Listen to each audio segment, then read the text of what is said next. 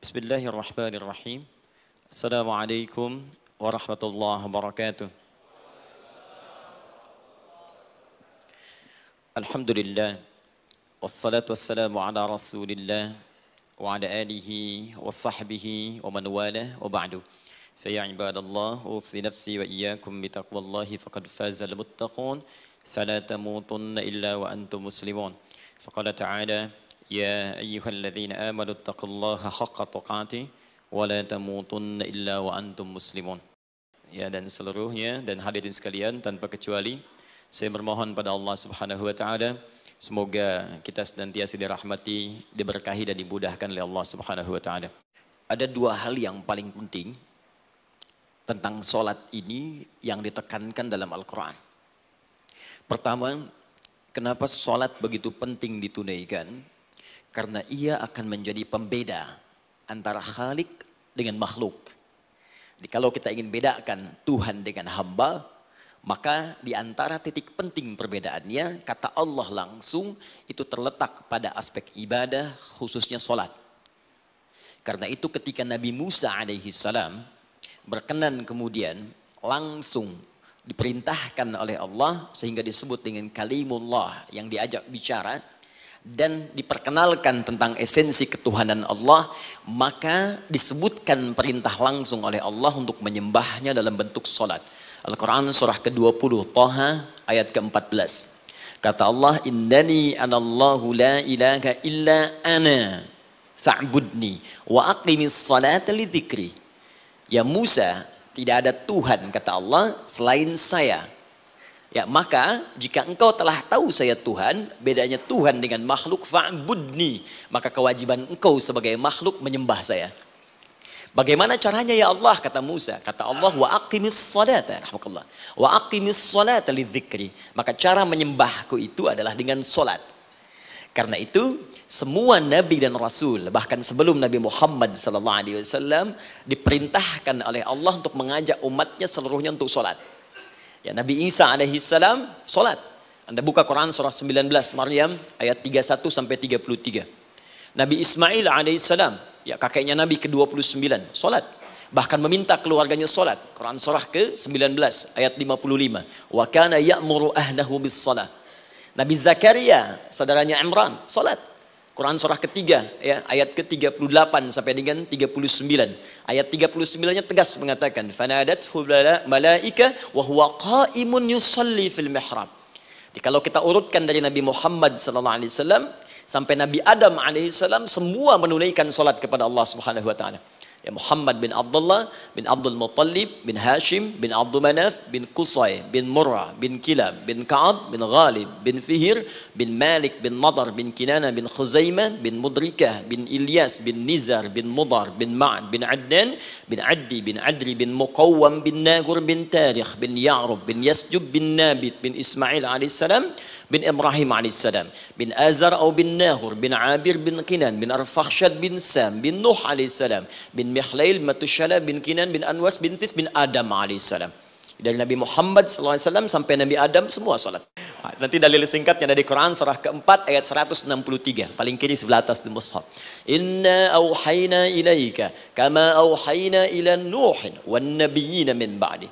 Muhammad, apa yang kami telah wahyukan kepadamu sudah pernah pula kami sampaikan kepada Nuh alaihissalam dan nabi-nabi setelahnya. Kenapa tidak disebutkan Adam sebelumnya? Karena Adam itu nabi bukan rasul. Nabi diberikan risalah untuk pribadi dan kalangan dekatnya, rasul diberikan risalah tugas untuk mengajak umat. Kenapa Nabi Adam bukan rasul? Karena zaman Nabi Adam belum ada umat. Siapa yang mau diajak? Ya? Ini bagian pertama. Jadi kalau kita hari ini masih mendapat kesempatan sholat, alhamdulillah, ini artinya sampai hari ini kita masih benar-benar manusia. Kan kalau ada orang yang kemudian tidak mau beribadah apalagi sholat, terkhusus ketika dia beriman, maka penting dipertanyakan, masihkah ada iman dalam dirinya? Karena itu kata Allah dalam Al-Quran, surah ke-8 ayat yang kedua, aku akan perdengarkan namaku, sehingga ketika disebutkan itu, kita bisa menguji adakah getaran iman dalam jiwa kita. Quran surah 8 Al-Anfal ayat kedua. Innamal mu'minuna alladzina idza dzukirallahu wajilat qulubuhum. Sungguh orang yang masih punya iman itu Kalau diperdengarkan nama Allah kepadanya, akan ada getaran dalam jiwanya. Karena itu setiap hari 5 kali diperdengarkan nama Allah. Untuk menguji di jiwa kita masih ada iman tidak? Bahkan dari bangun tidur, bayangkan waktunya dibagi sempurna persis. Dari mulai subuh baru bangun, menjelang ke siang, mau berakhir siang ke sore, sore pindah ke maghrib, hilang kemudian muncul gelap malam. 5 kali persis dibagi waktu. Diperdengarkan untuk menguji. Kira-kira setelah subuh siang masih ada nggak iman? Sore masih ada nggak? Ya Allahu Akbar, Allahu Akbar. Karena itu kalau iman masih ada melekat di jiwa kita, demi Allah saya katakan, begitu kita mendengar suara azan, pasti hati kita akan mengatakan, Allahu Akbar, Allahu Akbar. Wih, sudah azan ya? Pernah begitu? Ya, walaupun mungkin setelah selesai, La ilaha illallah, baru azan, belum qomat. Ya, itu normal, gak apa-apa. Yang penting iman masih ada. Nah, ini menunjukkan ada getaran dalam jiwa. Satu itu. Yang kedua, ini yang jarang dimanfaatkan teman-teman. Jadi seringkali sholat dimaknai pada ibadah formal bagian pertama saja. Adapun yang keduanya, ini yang jarang digali. Padahal sekali saja dalam sehari, itu 5 kali Allah menunggu kita. Ternyata sholat itu satu-satunya wasilah ibadah yang disebutkan dalam Al-Quran untuk langsung memohonkan semua kebutuhan yang kita rasakan. Bahkan sebelum kita diminta sholat, itu kalimat pertamanya bukan ibadahnya. Kata Allah, kau punya masalah apa? Sedang butuh apa? Sedang punya problem apa? Buka Quran surah kedua Al-Baqarah ayat ke-45 sampai 46. Paling kanan pertengahan di usad. Wasta'inu bis-sabri was-salah. Perhatikan kalimatnya, indah sekali. Ya Allah menempatkan sholatnya bagian kedua. Kata Allah, wasta'inu, hei hambaku, jika kalian punya persoalan dalam kehidupan, maka, perhatikan kalimatnya baik-baik, wasta'inu, mintakan solusinya kepadaku. Jadi kalau sedang punya masalah, bukan bikin status, gak akan selesai. Sedang eksplorasi minyak, gak keluar-keluar, bikin status. Duh, susah sekali yang ngebornya, gak akan selesai. Jalan macet, bikin status. Jakarta macet, ya, gak akan selesai. Ya. Apa yang harus dilakukan? Kata Allah, jika anda beriman kepadaku, yakin denganku, maka wasta'inu, punya persoalan minta kepada Allah.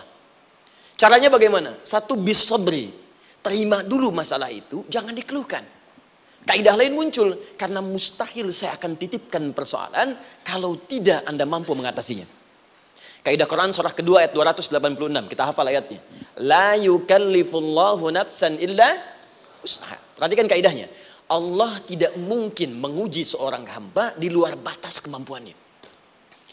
Jadi kalau kita sedang punya ujian di rumah kah, pekerjaan kah, kehidupan sosial kah, sebesar apapun ujian itu, kata Allah, memang karena anda yang sanggup. Kalau nggak sanggup gak akan diuji. Di ujian itu berbanding lurus dengan kemampuan. Mustahil seorang hamba diuji di luar batas kemampuannya. Jadi kalau anda sekarang pun sedang punya masalah sebesar apapun, kata Allah, memang cuma kamu yang sanggup, yang lain tidak. Maka jangan mengeluh. Jangan anda katakan, ya Allah, why me? Kenapa saya? Kata Allah, why not? Memang kamu yang mampu. Yang lain tidak. Nah, ketika anda bisa menerima itu dengan sabar, baru datang kalimat kedua. Wassalah. Kemudian datang tunaikan sholat dan mintakan solusi kepadaku lewat sholat. Wasta'in. Kata Allah, jika anda punya persoalan dalam hidup, maka mintakan solusi. Terima dulu masalahnya dengan sabar. Karena kita dipercaya oleh Allah. Gini cara memahaminya. Allah aja percaya dengan kita. Masa kita nggak percaya diri? Allah yakin dengan kita, kita mampu. Masa kita nggak yakin? Terima dengan sabar. Kemudian wassalah, mintakan solusinya lewat salat. Kata perintahnya dibuka dengan kalimat wasta'inu. Kalau kita ingin rubah kata perintah ini, fi'il amr, ingin dirubah ke dalam bentuk permohonan, minta, maka rubah kalimatnya menjadi nasta'in. Wasta'inu, kata Allah, kalian punya persoalan, ayo minta solusi padaku. Terus kita pengen minta, ya Allah kami ingin minta. Maka dalam bahasa Arab, kalau kita ingin merubah kalimat ini ke dalam bentuk permintaan, kita katakan nasta'in. Saya tanya pada anda, pernah nggak dalam sholat kita mengucapkan kalimat nasta'in? Ada? Masih ingat? Baik, apa kalimatnya? Iyyaka na'budu wa iyyaka nasta'in. Perhatikan, iyyaka na'budu wa iyyaka nasta'in. Iyyaka na'budu, iyyaka, ya Allah, engkau perintahkan aku untuk ibadah. Maka sekarang aku ibadah, sholat. Hanya kepadamu saja. Kan kata Allah, kamu sholat. Terus kita katakan, iyyaka na'budu. Sekarang kami sholat ya Allah. Nama lain sholat itu ibadah. Kalau kita ibadah, na'budu. Dari mana tahunya nama lain sholat ibadah? Quran surah ke-20 ayat ke-14. Fa'budni wa aqimis sholata li dzikri. Ibadah kepadaku caranya sholat. Maka saat sholat kita katakan, iyyaka na'budu. Ya Allah, engkau perintahkan aku untuk ibadah. Sekarang aku ibadah. Wa iyyaka nasta'in. Dan sekarang aku sedang punya persoalan ya Allah. Aku punya masalah. Aku punya problem. Dan aku yakin hanya engkau yang pasti akan menyelesaikannya. Ketika Anda mengatakan iyyaka nasta'in, perhatikan hadis qudsinya. Hadisnya qudsi. Ya. Al-Imam Al-Bukhari meriwayatkan, Imam Muslim meriwayatkan, An-Nasa'i meriwayatkan dari sahabat Abu Hurairah radhiyallahu taala anhu. Ada lagi yang dari sahabatnya Anas bin Malik. Perhatikan kalimatnya. Idza qala al-'abdu iyyaka na'budu wa iyyaka nasta'in, jika hambaku dalam salatnya benar membacanya, benar dari awal salatnya sampai dengan kalimat iyyaka na'budu wa iyyaka nasta'in, ya Allah, sekarang aku ibadah kepadamu dan sekarang aku punya persoalan. Aku mohonkan solusinya darimu. Kata Allah, hadza baini wa baina 'abdi. Ini perjanjian antara aku dengan hambaku. Wali 'abdi, hadisnya qudsi. Wali abdi, kalau hambaku benar salatnya sampai kalimat ini, masalah, apapun yang dia minta sekarang, aku akan kabulkan. Aku akan kabulkan. Pertanyaan saya, berapa di antara kita yang salat sampai detik ini, ribuan kali ruku dan sujud, yang memanfaatkan momentum ini untuk memohon? Siapa di antara kita yang ketika salat memohon kepada Allah solusi? Jangan-jangan selama ini salat itu hanya menjadi formalitas saja. Takbir, ruku, sujud, salam, selesai. Takbir, ruku, sujud, salam, selesai. Padahal Allah sudah menunggu hambaku, kamu tuh punya masalah apa? Makanya setiap waktu dibagi 5 supaya hidup kita ringan. Subuh ke zuhur punya masalah, zuhur salat. Begitu kita mohon, tuntas masalah itu. Zuhur ke asar punya persoalan, asar salat. Dijawab oleh Allah, tuntas persoalan itu. Karena itu semua nabi dan rasul, bahkan orang soleh, ketika punya persoalan dalam hidupnya, even itu hanya menulis karya ilmiah, maka mereka akan memulai dengan sholat dan minta kepada Allah Subhanahu Wa Taala.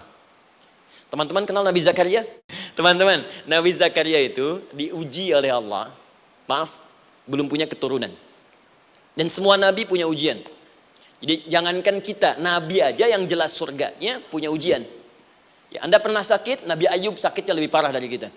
Ya, Anda di keluarga belum ada keturunan, Nabi Zakaria pernah lebih daripada kita. Sampai rambutnya memutih, fisiknya sudah letih, dan menurut medis, maaf sekali, istrinya divonis tidak mungkin punya keturunan, monofus dan mandul, mustahil. Secara klinis gak mungkin, secara medis tidak mungkin. Maka Allah tunjukkan satu isyarat yang sangat luar biasa. Jika Anda mendapati situasi makhluk mengatakan ini mustahil dan sudah angkat tangan, ini tanda pertama dari Allah, langsung tinggalkan pendapat manusia, langsung memohon kepada Allah. Maka turunlah beritanya di Quran surah ketiga Ali Imran ayat 38 sampai 39. Paling kanan sebelah atas di mushaf. Sekarang perhatikan kalimatnya, saya mau sambungkan dengan Al-Fatihah tadi. Hunalika da'a Zakaria rabbah. Di mihrabnya Nabi Zakaria salat bermohon kepada Allah. Qala rabbi habli min ladunka dzurriyyatan thayyibah. Kemudian ia berdoa, Rabbi habli, ya Allah yang maha memberi tanpa batas. Ini adab pertama, kalau teman-teman mau berdoa, sebut nama Allah sesuai dengan hajat kebutuhan kita. Itu yang disebut dengan al-asma'ul husna.